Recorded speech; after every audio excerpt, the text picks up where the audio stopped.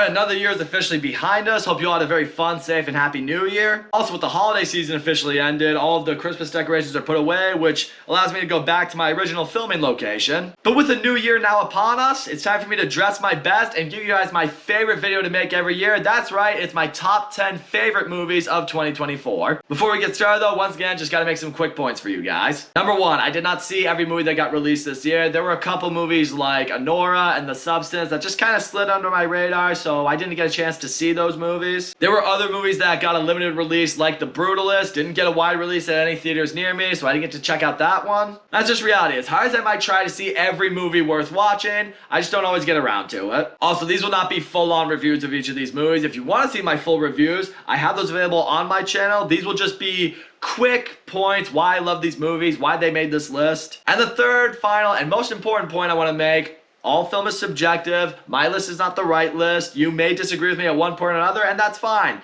This is just a list of the 10 movies that I thought were the best of the year. You may agree, you may disagree, however you feel, totally fine. Alright, all disclaimers have been made. Let's finally get into it. Number 10 was the surprise of the year for me, and one that I'm sure the boys back home might rip on me a little bit for having on the list, but what can I say? I really dug Wicked. I'm not a fan of musicals. I've never seen the play. I went into this movie not really feeling it would do much for me, but surprisingly it did. Cynthia Erivo and Ariana Grande were both excellent in the leading roles of this movie. I bought into their friendship. I bought into what made them into the characters that they're destined to become. The Land of Oz looked fantastic. I like that it expanded more on the world. I love that it had that right amount of nostalgia to bring me right back into the Land of Oz, something I haven't felt since I saw The Wizard of Oz. The musical numbers in this movie were excellent. The movie actually casted people who can legitimately fucking sing, which almost never happens in musicals. Had a great story. It was funny at times. It was touching at times. And it ends on a cliffhanger that has me legitimately excited to see where the sequel goes. I don't think I've ever said that for any musical that's ever been made ever. So yeah, the fact that I'm saying it for Wicked, yep, that should alone be enough to get it on the list. At number 9, Furiosa, a Mad Max saga. I understand the Mad Max franchise may not be for everybody, but as someone who really loved Mad Max Fury Road, I thought Furiosa was a great prequel to that. Anya Taylor-Joy was great as a young Furiosa. I also thought Alila Brown was great as an even younger Furiosa. Chris Hemsworth, though, as Dementus was absolutely fantastic. I feel like this is the best performance of his career. He gave maybe the best villain performance of the year. I say maybe because, well, I'll just touch on that more as this video goes along. It expanded more on the world, it expanded more on the characters of this Mad Max franchise. The scenery, the visuals, the world, it just looks great. Maybe relied on visual effects a little bit more than previous Mad Max movies, but once again, the action in this movie is just fucking awesome. The visual effects, well, not really visual effects, the practical effects that's used with the action, that's still here, and that's still amazing. I know this movie didn't do all that well at the box office, so it does have me wondering if George Miller will ever in fact make Mad Max The Wasteland, but I really hope he does, because I'm really digging these Mad Max movies. Number 8 was just the most fun time I had with a movie this year, and that's The Fall Guy. Ryan Gosling's really starting to hone into his comedy a little bit more, and I think he's great as a comedic actor. He and Emily Blunt had excellent chemistry in this movie. You buy into their romance, you're rooting for them to work. I thought the action in this movie was an absolute blast. The comedy, for the most part, was very effective, and it gave some much needed love to the unsung heroes in the movie industry, and that's the stunt crew. Gives you a look at what they go through every day on the job, gives you a look at what they do to make the actors look better, to make the movie really work. Everyone in this movie just seemed to be having a good time. I appreciate David Leitch's direction with this movie, namely the fact that he's a former stuntman himself. Saw this movie in theaters with my girlfriend. I loved it then. We watched it again sometime later at home with her family. I loved it more the second time. So speaking of movies that typically slide under my radar, Late Night with the Devil is the type of movie that usually would, but I'm so happy it didn't, because this movie's great. I mean, we've seen found footage movies a million times before. We've seen demonic possession movies a million more times before. But this movie found a way to take both of those film elements and give us something completely unique and original. I thought David Dastmalchian was great in the lead role. I hope now he gets more lead roles for himself, because he can really carry a movie. I appreciated how old-fashioned it looked when you're in there on the talk show itself. You're seeing what happened live, and then you get a little black and white behind the scenes look to it. I thought that was great. great. I love how it explores on various mind elements, you know, psychic readings and spirit connections and everything that goes with that, and demonic possessions, and how people are like, oh, this is very real, and there are people who are like, no, this is bullshit. It all led up to a really wild and intense finale that has you thinking to yourself just how much people are willing to sacrifice for fame and fortune. Without question, the type of movie you gotta add to your Halloween collection. That is for sure. Number 6 is the movie I think we were all pulling for this year, and that's Deadpool and Wolverine. We've been wanting to see these two characters and these two actors play these characters in a movie together since, I don't know, the beginning of superhero time. They finally made it happen, and this movie did not disappoint. Ryan Reynolds, Hugh Jackman, their chemistry in this movie was completely unmatched. I love seeing how Deadpool and Wolverine completely played off one another. It was absolutely hilarious when it needed to be funny. It was bloody, gory, fun action when it needed to hone into that. It's a really great story of friendship that has just the right amount of heart that you surprisingly get, but also expect from movies with Deadpool and Wolverine. I also feel like it served as that send-off and love letter to the Fox universe of Marvel superheroes, which I thought was great. For me, as someone who grew up with the Fox Marvel movies, I needed that. As a fan, that was great for me. Is it the best Deadpool movie I've ever seen or the best Wolverine movie I've ever seen? The answer is no to both, but it is a much needed win for the MCU,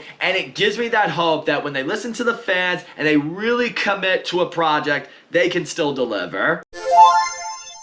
2024 was a really incredible year for animated movies, and at number 5, we have another much needed win for another Disney franchise, and that's Inside Out 2. Inside Out 2 serves as a reminder that, like the MCU, when Pixar really commits to something and they put their best minds at the helm, they can give us not only a great animation, but a great sequel. The emotions we know and love from the first one, they're back, they're all great. I love the addition of the new emotions in this movie. I especially loved anxiety. I love how they made anxiety the antagonist of the movie, but not necessarily anything that's evil, just something that's trying to help Riley, but too much anxiety can overwhelm you and destroy you. I love how they show Riley growing up a little bit more, going into high school, going into a new group of friends, trying to make a great version of herself so people will like her, so she will like herself. It's completely relatable, and because of that, it's very, very effective. The movie explored more onto the human mind. It made it more of a world. We got to explore more of elements of Riley's mind that we didn't get to in the last one.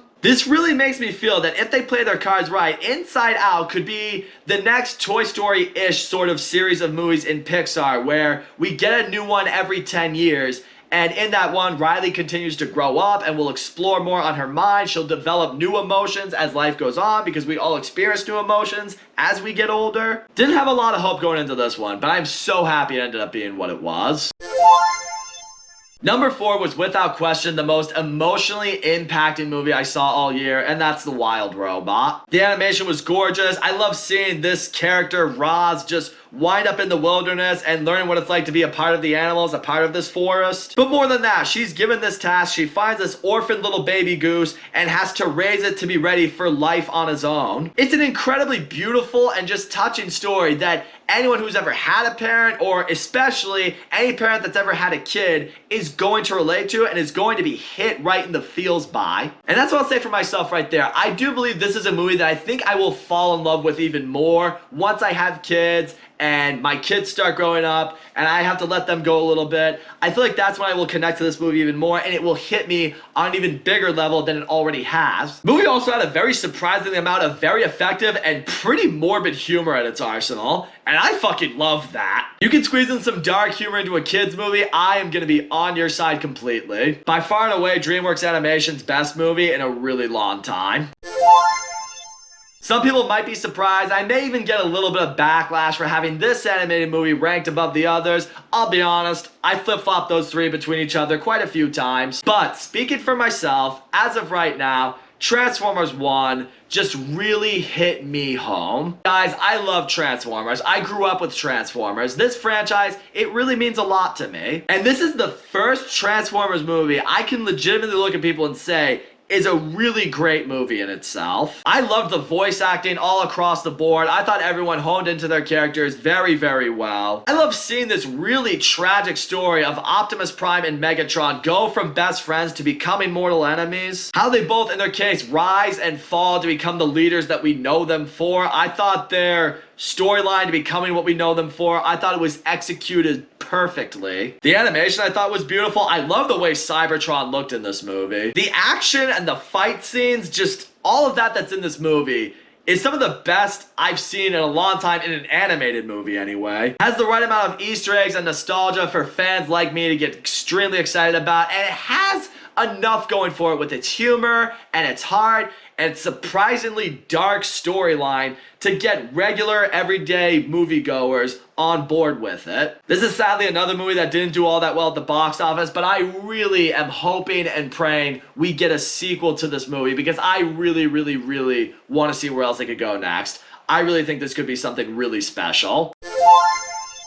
There may be a little bit of recency bias helping with this one, but regardless, Nosferatu was fucking awesome. You want to talk the villain of the year? Yeah, Bill Skarsgård as Count Orlok was completely unrecognizable and completely unforgettable. Like, you want to talk monsters in a horror movie, this is one that will stick with me for a very long time. He was an absolute menace whenever he was on screen. You completely bought into what he's capable of doing. I mean, the entire cast across the board did really great. Nicholas Hoult in particular, I really loved his performance of him being someone who has this love for his wife and is trying to give them this better world, but ironically ends up setting this monster loose onto this town, loose onto his wife even. And yeah, performance of the year, performance of this movie, Lily Rose Depp. I don't know where she's been hiding. She's spectacular in this movie. Should be up for an Oscar. I don't know if she will, but if I ran things, she would be. I'm glad this movie brought vampires back to what they should be. These evil, monstrous beings that will wreak havoc upon anyone who comes in contact with them. The cinematography in this movie is also fantastic. There were so many beautiful, iconic shots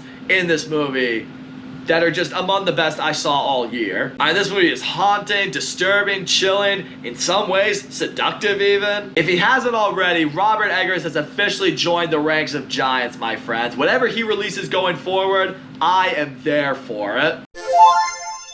And yep, here we are, my #1 movie of the year, my pick for the best movie of the year. It's gonna be a big surprise for some of you, so take a deep breath, prepare to pull yourself off the ground when I tell you Dune Part 2 is my #1 movie of 2024. Yeah, here's hoping you all can still understand sarcasm on my channel. Come on.